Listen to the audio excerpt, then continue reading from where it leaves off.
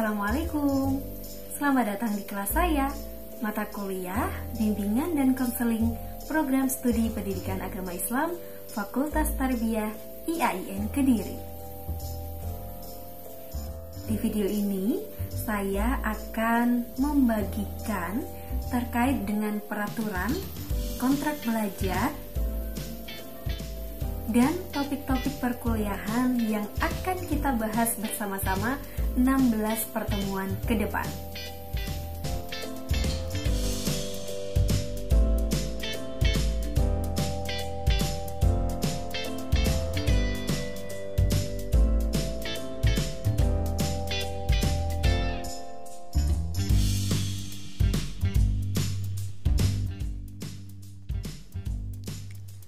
Deskripsi dan capaian mata kuliah bimbingan dan konseling.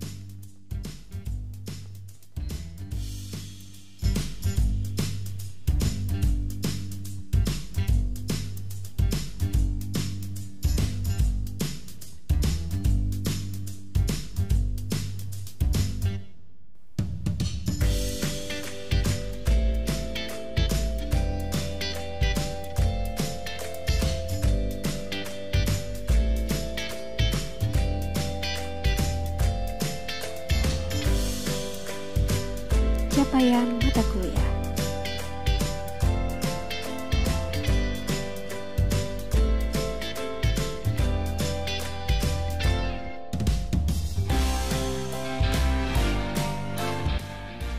Bahan kajian mata kuliah bimbingan dan konseling.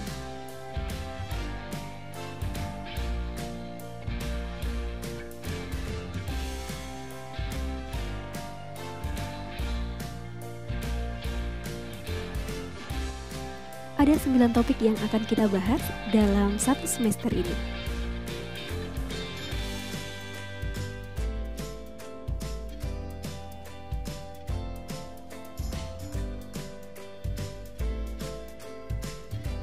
Referensi mata kuliah bimbingan dan konseling. Kalian dapat menggunakan sumber baik offline maupun online yang kredibel dan dapat dipercaya, dan kalian dapat lihat pada RPS yang sudah saya bagikan. Kalian bisa memanfaatkan Google Scholar,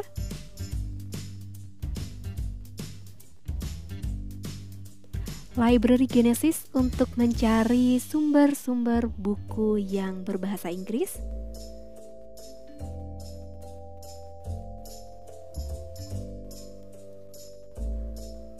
Perpustakaan Nasional,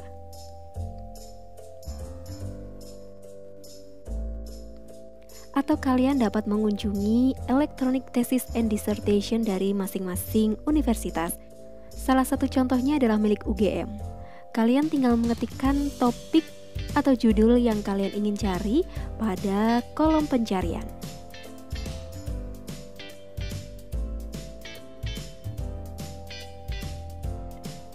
Sistem penilaian.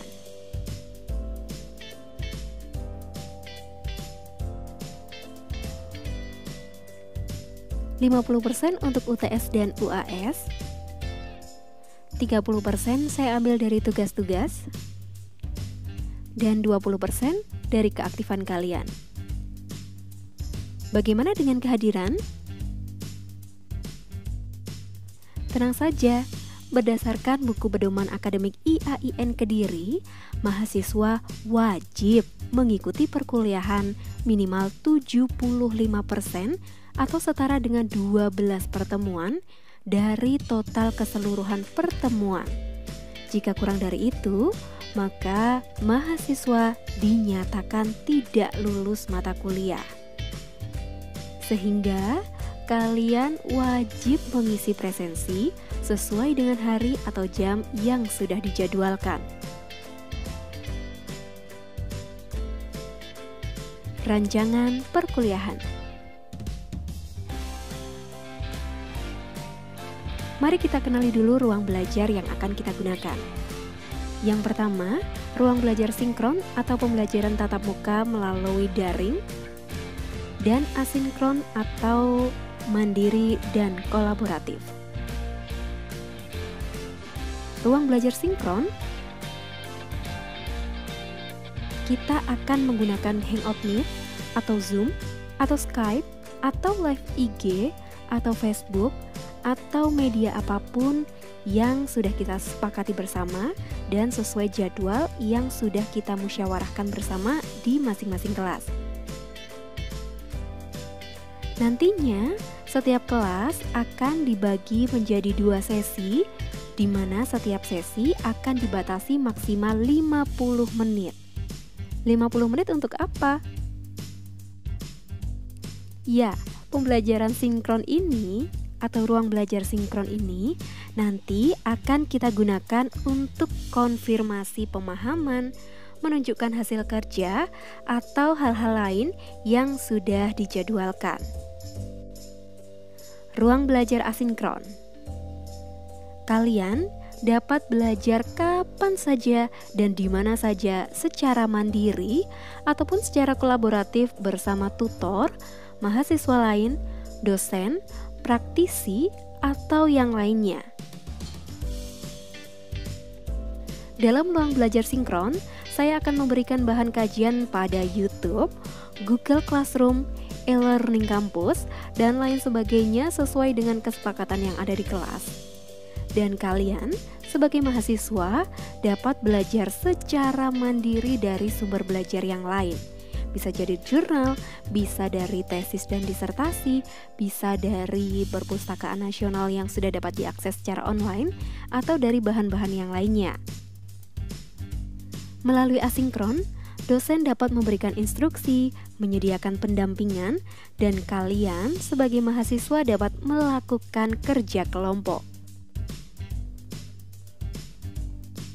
Seperti yang sudah kita ketahui bahwa pembelajaran abad 21 ini memiliki inovasi, yaitu Flip Learning, menurut Vanderbilt University Center for Teaching. Di mana Flip Learning ini menggambarkan pembalikan pengajaran tradisional. Mahasiswa mendapatkan paparan pertama untuk materi baru itu di luar kelas.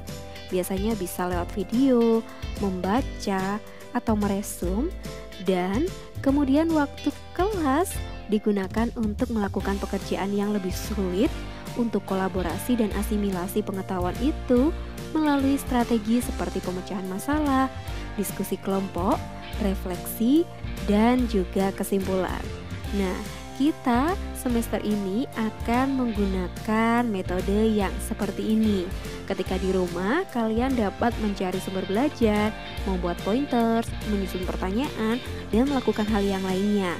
Nanti ketika jam pembelajaran berlangsung atau saat kelasnya sudah dimulai, kita bisa men-sharingkan temuan-temuan yang sudah pernah kalian baca, kalian observasi, kalian lihat begitu. Kita akan mencari solusi dan juga akan setiap mahasiswa akan menemukan temuan-temuan yang baru. Terima kasih teman-teman, semoga apa yang saya sampaikan ini bisa diterima dengan jelas dan bisa kalian pahami. Jika ada pertanyaan, jangan sungkan-sungkan untuk bertanya di grup WhatsApp yang sudah kita buat bersama. Wassalamualaikum warahmatullahi wabarakatuh.